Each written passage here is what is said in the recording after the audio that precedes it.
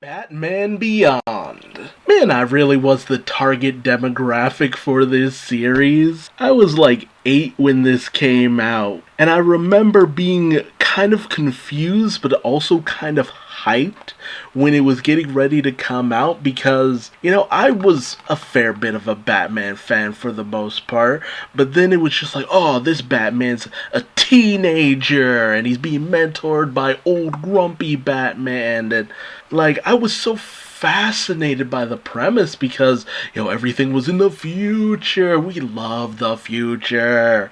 Hover cars and hover bikes and hoverboards and hover beds, everything hovers in the future. And Terry McGinnis's suit, his Batman suit was so cool.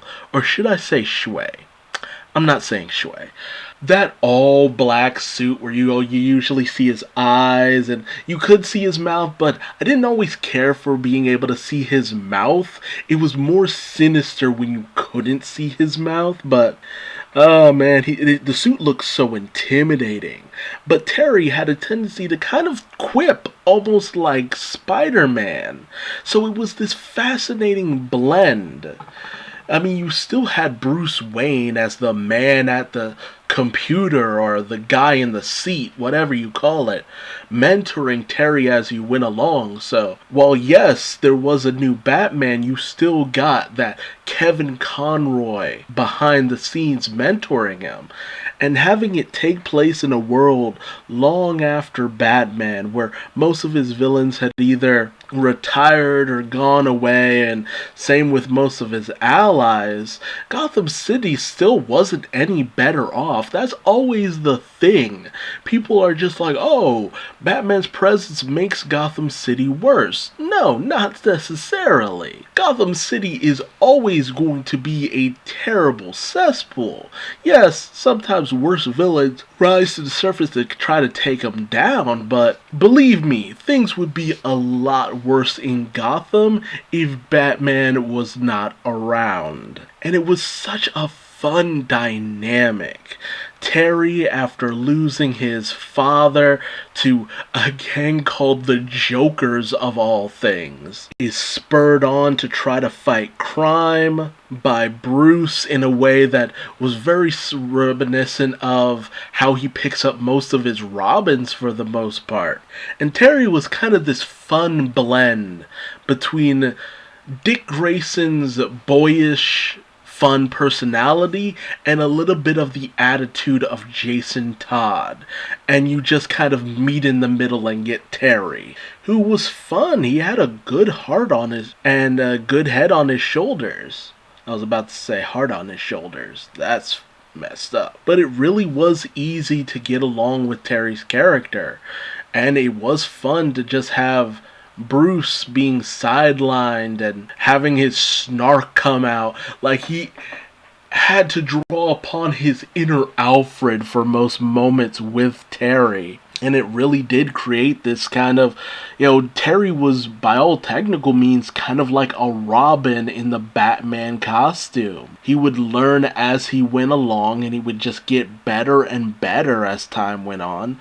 But the gadgets he had were so much fun. From the rocket boots to the glider wings, to the way he could eavesdrop on conversations by just putting his fingers to the glass, and the communicator within the bat ears. Like, the bat suit was decked out in so much tech, all within a skin-tight outfit, like, just far out. And even the way that Bruce ended up hanging things up, because he was getting too old and he got desperate in a fight, almost losing to some random punk, made him pick up a gun to scare the guy away. Like, what an intense opening. Like, if there was anything to make Bruce give it up, it would be something like that. Like, Bruce tends to be the one person who just would rather just die in battle and be done with it, but in so many incarnations, he lives to old age. And you can tell that he'd rather not have had that happen to him. So he's always old and bitter and grumpy. And you always wonder what happened to the rest of the Robins and all that. But it's always obvious he pushed them away to some capacity, or there was some kind of falling out. But man, the backstory of how Dick and Bruce fell out in this universe. Yeah, you know what? I'm not even going to get into that. That's just a whole nother can of worms. Look that up on your own time. Also loved Ace, essentially the Bat Hound, a Great Dane. I love that Terry's always like good bad dog, because Ace could be so vicious but so loyal. I loved that dog. And Max, voiced by the legendary Cree Summers, a fun enough character and a good confidant for Terry to have, a good bit of backup for the most part, although she never really got to be as involved as she could have been. Terry's girlfriend, Dana, who is so good to Terry. Like, you could have easily have made it so that the constant brushing off that Terry gives to her really puts her off, but once you kind of get to the end of things, Terry's ready to propose to her when you get to the episode that was take place in Justice League Unlimited epilogue that serves as an epilogue to Batman Beyond. And I'm really glad. It's just like, it's good. I like that Terry might have actually been one of the few Bat people to have a solid future. And Matt McGinnis, Terry's little brother, a precocious little brat. I love what they did with him in the comics, where he eventually became Robin. That was pretty fun, but then he had to hang it up because of shenanigans and all that. But Matt was always kind of fun as the brat.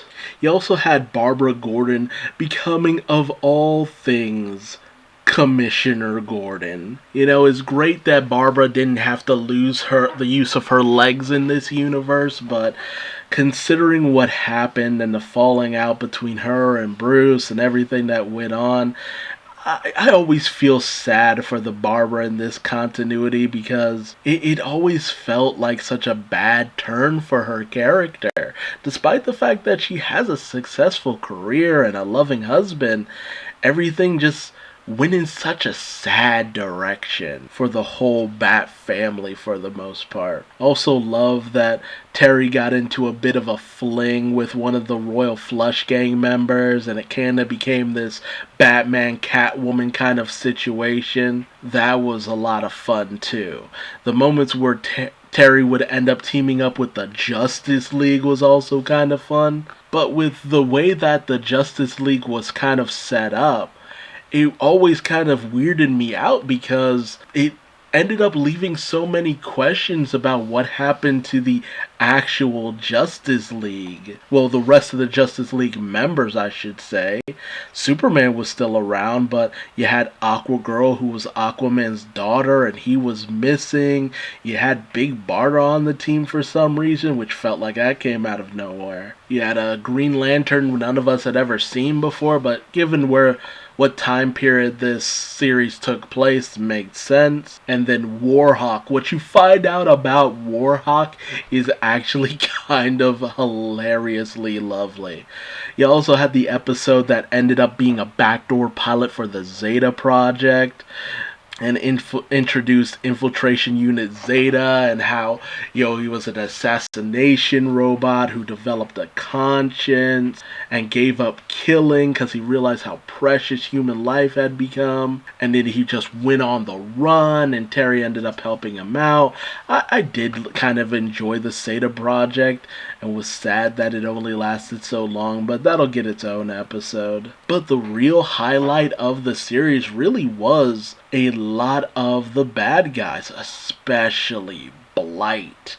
A ruthless businessman and partner of Bruce Wayne for a long time. and the reason why Terry's dad is dead, like, man, Blight really was Terry's arch enemy. And the way he got his powers and ended up with this translucent body, and he just emanates radiation, like, and Blight was strong as a mother, man. And of course, you also had the Jokers, who, it was a rotating cast with the Jokers. Various different groups of Jokers just roaming between Gotham. Like, it felt like every season there was a new group of Jokers. You also had Ink, who was kind of like Clayface, but, well, like an inky liquid, and the way she could shapeshift and morph and all that, she was super dangerous, but also could be kind of tragic in a lot of ways. Also had the character of Willie Watts, who had gained kind of psychic powers.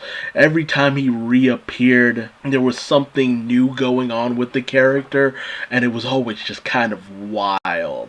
Mr. Freeze actually made a return, and everything with Freeze just, it's tragic. It's just tragic. Like, there are a lot of tragic characters, like, especially with the characters called the Terrific Trio, who are like a pastiche on the Fantastic Four, and ooh, they go in a really bad direction. And also Shriek, I love the design of Shriek's outfit. He could emanate sounds and all that. He always kind of reminded me of the Shocker from Spider-Man, just with sound rather than energy.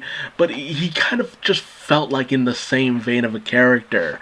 And even he has a tragic twist to the way things go with him, because he ends up losing his hearing and blames Batman because of it. He gets a device that helps him out, but he just goes insane, basically.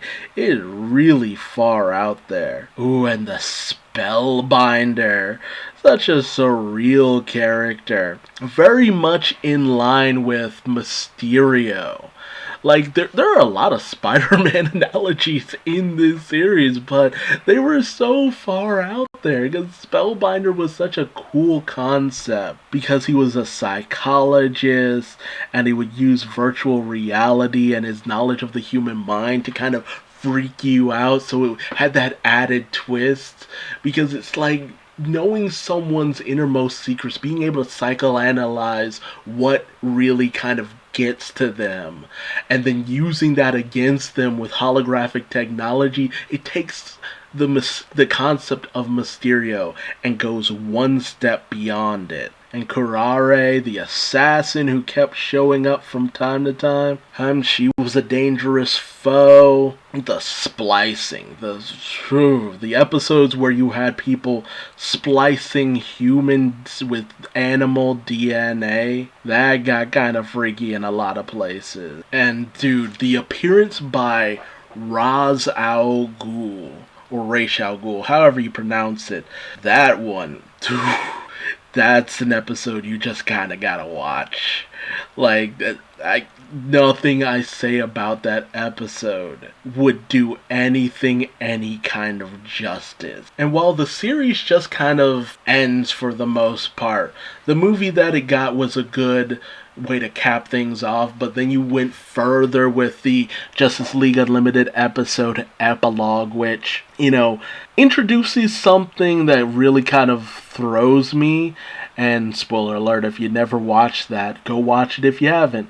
But finding out that Amanda Waller had rewritten Warren McGinnis, Terry's dad's DNA, to make it so that basically he had become a surrogate for Bruce Wayne's children, making both Max and Terry children of Bruce Wayne in a very scientific, futuristic kind of way. Just far out there. I'm so mixed on the feeling, because she was even going to have the Phantasm, which is such a weird callback, go in and kill the parents after they had gotten out of the movies and all that, but the Phantasm was just like, yeah, I'm not doing this. But only for everything to have worked out the way it did regardless. And Terry had originally thought that Bruce had done it himself, because, with the way Bruce acts in a lot of ways. I can't blame Terry for thinking that it was Bruce, but what a convoluted thing to have happen. But I'm so mixed on my feelings towards that, because it's just like, on the one hand, that adds an extra little bit of a relationship between Bruce and Terry. On the other hand, it feels like that cheapens a lot of things about the relationship too, so I'm very mixed about all of that. But yeah, this series really did wonders. And it really got lucky for how much it ended up standing on its own for the most part. And even getting to the point where they adapted it into the comics, where Terry is a regular part of the comic book universe. Like, it just goes to show how Bruce Timm, Paul Dini, and the likes of Glenn Murakami, Alan Burnett, these guys just kept making these notable characters time and time again. And the life that Terry lives with in the comics, where he's met Damien and all this other stuff that has happened here and there, it's really just been super fun and interesting and far out there. And I really have loved every bit of it. Terry, Batman Beyond, he lives on to this day, and I'm glad for it.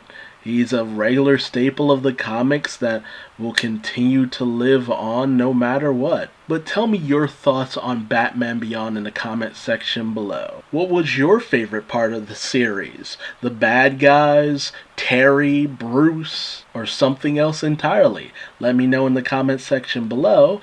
And if you like this video, please like, comment, subscribe, and hit the bell icon for notifications. And until next time, I've been Duuz-Diz-Din, and I will see you later. Bye-bye.